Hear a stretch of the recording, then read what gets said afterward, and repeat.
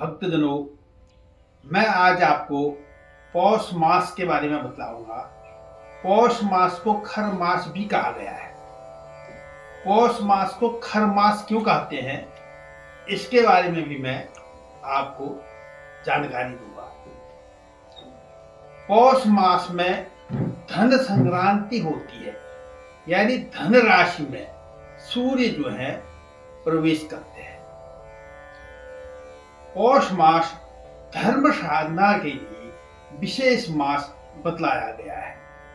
इस मास में सूर्य की विशेष उपासना की जाती है। जिनका सूर्य जो है ठीक जगह पर नहीं बैठा है कुंडली में, तो वे पौष मास में सूर्य को प्रातः काल पूरे पौष मास में तांबे के लोटे में पानी में रौली, पिठा या लाल पुष्प उसमें डाल करके सूर्य भगवान को अर्घ्य दे सकते हैं। ओम घृणी भास्कर देवाय नमः, ओम रवे नमः, ओम आदित्याय नमः, इन मंत्रों का उच्चारण भी कर सकते हैं।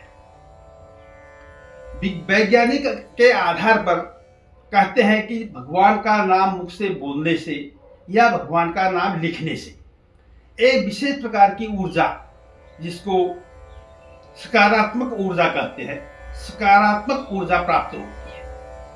तो आप हमारे जोशी परिवार चैनल के कमेंट में अवश्य ओम भास्कर देवाय नमः, ओम नमो भगवते वासुदेवाय यह लिख सकते हैं, क्योंकि इसके लिखने से हमारे मन में एक सकारात्मक विचार उत्पन्न होते हैं और हमारे सारे कार्य जो है बढ़िया ढंग से संपन्न होते रहते हैं। वर्ष भर में खर मास 2 बार होता है। अब मैं इसके बारे में आपको बतलाऊंगा। सूर्यदेव जब भी देवगुरु बृहस्पति की राशि में भ्रमण करते हैं, तो उन मासों को खर मास कहा गया है। जैसे देवगुरु बृहस्पति जो है, उनका जो धनु है, धनु राशि और मीन राशि जो है, ये 2 राशियां उनकी कही गई है। इन दोनों राशियों में जब सूर्य देव भ्रमण करते हैं, गोचर करते हैं, तब खर मास कहलाता है।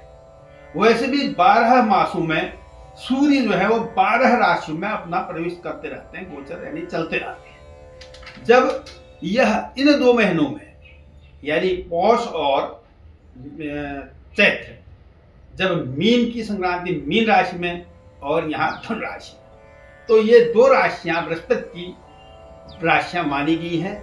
इनमें सूर्यदेव के प्रवेश करने से यह खर मास कहलाता है। खर मास को मल मास भी कहा जाता है। और खर मास में, यानी जो ये खर मास है, पौष का मास है, इसमें विशेषकर मांगलिक कार्य नहीं किए जाते हैं। अब मांगलिक कार्य हम किसे कहते हैं?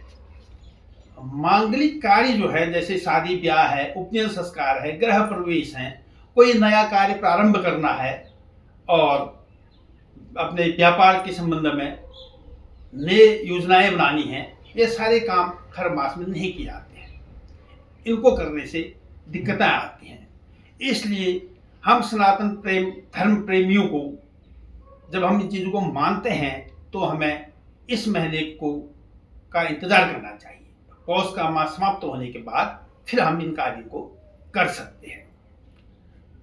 और क्योंकि खर मास में जो है सूर्य की रश्मियां हल्की पड़ जाती हैं, उनकी जो किरण है वो हल्की हो जाती हैं, और वहाँ यह बृहस्पति जो हैं उस समय उनका यह सूर्य जो है बृहस्पति राशि में प्रवेश करते हैं, जिस कारण से बृहस्पति और सूर्य भगवान जो है वह मांगलिक कार्यों में उपस्थित नहीं हो पाते हैं।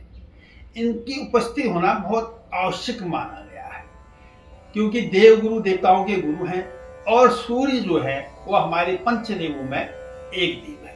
पंचदेवों में ये आते हैं। इसलिए इन दोनों की उपस्थिति भी मांगलिक कार्य में अवश्य उपस्थिति मानी गई है। एक हमारे पौराणिक दृष्टिकोण से पौराणिक एक कथा आती है कि इसके आधार पर भी इस मास को खर मास कहा गया है कि वर्ष भर चलते हुए भी जब सूर्य भगवान का जो रथ है उसमें जो घोड़े हैं वो थक जाते हैं, तो पौष के महीने में विश्राम करने के लिए या जल पीने के लिए वह सूर्य भगवान उनको छोड़ देते हैं। जहां पर वह जल पीते हैं उसी तालाब के किनारे कहीं पर दो उनको खर मिलते हैं। खर कहते हैं गधों को। तो सूर्य भगवान उन गधों को अपने रथ में हाँक देते हैं। अब घोड़ों से जो है, जो खर हैं, उनकी जो गधे हैं, उनकी रफ्तार बहुत कम होती है। उनकी बहुत कम रफ्तार होने के कारण वह धीरे धीरे चलते हैं और धीरे धीरे चलने के कारण इस मास में सूर्य की रश्मियां जो हैं वह कमजोर पड़ जाती है। इसलिए साथियों, इसमें कहा गया है जो ये खर मास है इसमें मांगलिक कार्य नहीं करने चाहिए। खर मास जो है सूर्य भगवान के लिए विशेष माना गया है और विष्णु भगवान की उपासना में भी इसमें विशेष बताई गई है। विष्णु भगवान को जैसे विष्णु सहस्त्रनाम का पाठ है, गीता का पाठ है, इन सभी का पाठ करने से भी विष्णु भगवान बहुत प्रसन्न होते हैं। तो साथियों, मैंने खर मास के बारे में यानी पौष मास के बारे में आपको संपूर्ण जानकारी दी और इस जानकारी के बाद मैं इसी के साथ अपनी दूसरी वीडियो भी प्रस्तुत करूंगा जिसमें पौष मास में आने वाली तिथि, पर्व, व्रत, ये सारी चीजें मैं उसमें आपको बतलाऊंगा।